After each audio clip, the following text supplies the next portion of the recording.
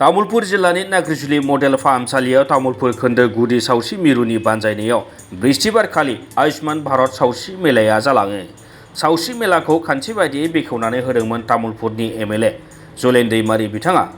सावस्रि मेलायाव गुबुन गुबुन बिफाननि रोंगौसा फाहामगिरिफोरनि अनगायैबो सावस्रि मावथि नार्स बायदिया नुजाथिनानै 200निबो बांसिन बेरामिफोरनि सावस्रि आनजाद खालामनायनि अनगायैबो मुलि राननानै होयो।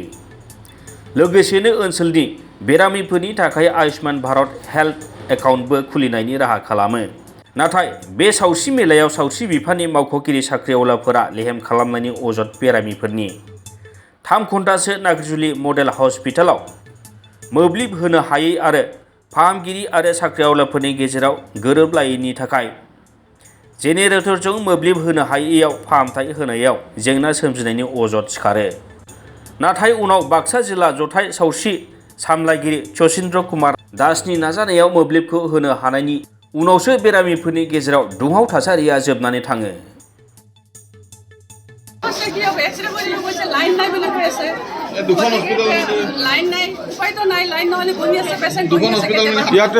ইয়াতো ডিজি আছে জেনেৰেটৰ কিমান সময় ধৰি লাইন নাই বুলি কৈছে? কিমান সময় লাইন নাই কওকচোন, কি হৈছে?